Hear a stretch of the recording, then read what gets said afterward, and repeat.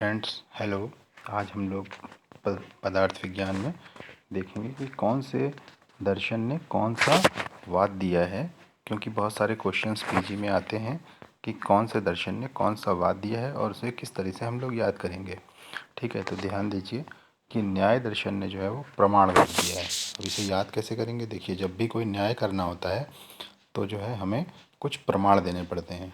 ठीक है, तो न्याय ने प्रमाणवाद दिया है। ठीक है, बिना प्रमाण बिना सबूतों के न्याय नहीं होता है। ठीक है, तो प्रमाण देने की वजह से न्याय का नाम हम प्रमाणवाद से याद कर लेंगे। ठीक है, इसके बाद देखिए वैशेषिक, हमने पहले भी बताया था कि सांख्य और वैशेषिक इन्होंने सृष्टि की उत्पत्ति की बताई है।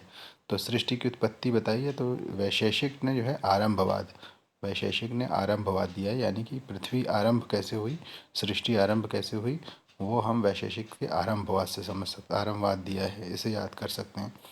फिर हम देखेंगे सांख्य ने जो है सत्कार्यवाद दिया है। तो एस फॉर सांख्य और स से ही सत्कार्यवाद। ठीक है, तो सांख्य से सत्कार्यवाद, इसी तरह वेदांत से विवर्तवाद।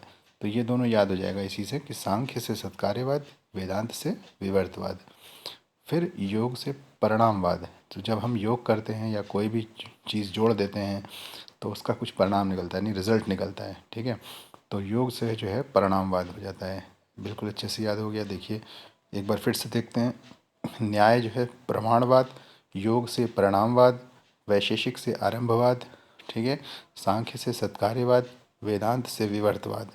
ठीक है, अब हम देखते हैं जैन। जैन ने माना है स्यादवाद। ठीक है, तो आप इसको याद रखिए कि जैन को याद करना है। ठीक है, जैन का जो है हमें याद रखना है, तो इस जैन को याद रखने से याद हो जाएगा कि स्यादवाद। ठीक है, इसी तरह बौद्ध, बौद्ध में जो है बौद्ध के जो है प्रतीत प्रतीत्य समुत्पाद। तो प्रतीक, बौद्ध धर्म जो है वो अहिंसा का प्रतीक है। तो ये वर्ड याद रखिए कि बौद्ध धर्म अहिंसा का प्रतीक है। तो उससे याद रहेगा आपको, बौद्ध ने जो है प्रतीत्य समुत्पाद माना है, प्रतीत्य समुत्पादवाद माना है। तो इससे आपको सारे वाद जितने भी पीजी एग्ज़ाम में आते हैं वो सब आपको इससे याद हो जाएंगे। ठीक है, अब देखिए ध्रुवगतौ में यत प्रत्यय लगा करके द्रव्य धातु बनती है। भू सत्तायाम में कता प्रत्यय लगा के भूत बनती है। काश्री दीप्तों में जिसे जो है आकाश बन रहा है। वागति गंधनयो वात के लिए है। विद्युत में क्विप लगा करके विद्युत बनता है। मन ज्ञाने से मन बनता है। और युज के तिन से युक्ति बनता है। तो ये थोड़ा सा याद रखने वाली बात है, इसको आप लोग इजीली याद हो जाएगा। कुछ कुछ ही क्वेश्चन आते हैं, वागति गंधनयों पे ज़्यादा आते हैं, कृष दीप्तों पे भी आ सकते हैं, ध्रुवगतों पे आ सकते हैं द्रव्य के। ठीक है, मन ज्ञाने मन से आ सकते हैं। तो ये बहुत ही इम्पोर्टेंट। अब देखिए हम अंतःकरण चतुष्ट की बात करते हैं। अंतःकरण चार होते हैं। जैसे बाह्यकरण हमारे यानी कि बाह्य इंद्रियां जो हैं वो पांच होती हैं, वैसे ही अंतःकरण जो है वो चार होते हैं। कौन कौन से होते हैं? मन, बुद्धि, चित्त और अहंकार। ठीक है, तो ये आपको याद हो जाएगा कि मन है, सबसे फर्स्ट स्टेप पे मन आता है, क्योंकि मन जो है इंद्रियों को बुद्धि से कनेक्ट करता है। ठीक है, तो मन, बुद्धि, चित्त और अहंकार। तो ये जैसे जैसे ब्रेन में हम हायर लेवल की तरफ बढ़ते हैं वैसे वैसे ये अंतःकरण चतुष्ट और डीप होते चले जाते हैं। तो सुपरफिशियल लेवल पे मन होता है, उससे थोड़ी डीप में बुद्धि होती है, उससे थोड़ा और डीप जाए तो हमारा चित्त होता है, उसके बाद अहंकार होता है। तो इसको याद कर लीजिए। मन का क्या काम होता है? मन करता है संकल्प और विकल्प। ठीक है, मतलब इसके पास यस नो के पास ऑप्शन होते हैं, इसके पास, मन के पास।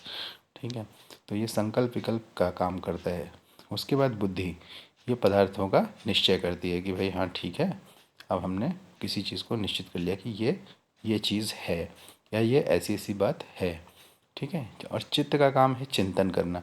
ठीक है, उसकी डेप्थ में जा कर के वो चिंतन करता है, जो चित्त होता है वो चिंतन करता है। और अहंकार, अहम यानी ईगो, यानी अहंकार जो होता है, जो हमारे ब्रेन का, जो हमारी मेमोरी वगैरह होती हैं, उसको आप समझिए कि ये अहंकार। ठीक है, तो इस प्रकार से जो है हम चार अंतःकरण चतुष्टय के बारे में हमने याद कर लिया। शारंगधर ने प्राणवायु का स्थान नाभि को माना है। ठीक है, कारणाकाश आकाश को कहते हैं, कारणाकाश। इसके बाद हम गुण देखते हैं, गुणों की संख्या देखिए। न्याय ने जो है वो 24 गुण माने हैं, न्याय ने 24 गुण माने हैं। अब चूँकि न्याय हैं, जज साहब हैं, 2 दर्जन है, 2 दर्जन से याद रखिए कि 24 या 24 घंटे। न्याय जो है वो 24 घंटे होता है, ठीक है। तो 24 याद रहेगा कि न्याय 24 घंटे होता है, तो 24 गुण हो गए इसके, ठीक है। इसी तरह वैशेषिक, वैशेषिक के 17 गुण हैं, ठीक है। इसको आपको याद करना पड़ेगा, 17 गुण, या कुछ टीकाकारों ने इसके 24 गुण इसके भी माने हैं। आयुर्वेद में टोटल 41 गुणों को बताया गया है, ठीक है। तो आप इसको याद रखिए, न्याय के 24 घंटे न्याय होता है, तो न्याय के 24 गुण हो गए, वैशेषिक के 17 गुण हो गए, आयुर्वेद के 41 गुण। अब ये जो आयुर्वेद में 41 गुण बताए गए हैं, ये 4 प्रकार के होते हैं, ठीक है। सार्था गुण यानी सार्था यानी शब्द, शब्द, स्पर्श, रस, रूप, गंध, ये जो होता है ये सार्था गुण होते हैं, 5 गुण, ठीक है। गुरुवादी गुण जो 20 माने जाते हैं, ठीक है। गुरु लघु आदि जो गुण, अभी हम इसके बारे में आगे पढ़ेंगे। तो ये गुरुवादी गुण 20 होते हैं, परादी गुण 10 होते हैं, इन दोनों को मिला के सामान्य गुण कहते हैं, 30 होते हैं। आध्यात्म गुण 6 होते हैं। तो देखिए, परादी गुण 10 कौन कौन से होते हैं? संख्या, परिमाण, पृथकत्व, संयोग, विभाग, PSPPSV, जो पिछले वीडियो में हमने बात करी थी, उसी कोड से ये भी याद हो जाएगा, SPPSV। और परत्व अपरत्व यानी PA, वहाँ पे हमने पैड्स पढ़ा था, यहाँ पे पासे पढ़ेंगे, पासे, ठीक है। SPPSV पासे, ठीक है। और इसमें परत्व, अपरत्व, संस्कार, अभ्यास और युक्ति, ठीक। तो इससे हम 10 गुण याद कर लेंगे, SPPSV और पासे, ठीक है। अब आध्यात्मिक गुणों की बात करें तो आध्यात्मिक गुण पेयर के फॉर्म में आप याद कर सकते हैं। देखिए, सुख और दुख, सुख होगा तो इच्छा होगी, दुख होगा तो द्वेष होगा, ठीक है। और इच्छा होगी तो प्रयत्न करेंगे, द्वेष होगा तो बुद्धि का यूज़ करेंगे, ठीक है। तो आध्यात्मिक गुण सुख, दुख, इच्छा, द्वेष, प्रयत्न और बुद्धि। तो इस तरीके से हम इसको याद कर सकते हैं कि ये हमारे 6 आध्यात्मिक गुण हो गए, 10 पराधी गुण हो गए, और 20 गुरुवादी गुण, और सार्थक गुण 5, टोटल 41 गुण हो गए। तो आयुर्वेद में टोटल 41 गुण बताए हैं, वैशेषिक ने 17 गुण बताए हैं, जबकि न्याय 24 घंटा होता है, तो न्याय में 24 गुण बताए हैं। कारणाकाश को आकाश कहते हैं। शार्ंगधर ने प्राणवायु का स्थान नाभि माना है। अंतःकरण चतुष्ट 4 होते हैं, मन, बुद्धि, चित्त और अहंकार। मन का काम होता है संकल्प विकल्प, बुद्धि का काम होता है पदार्थ का निश्चय करना, चित्त का काम इष्ट चिंतन, और अहंकार का काम अहंकार करना, अहम, ठीक है।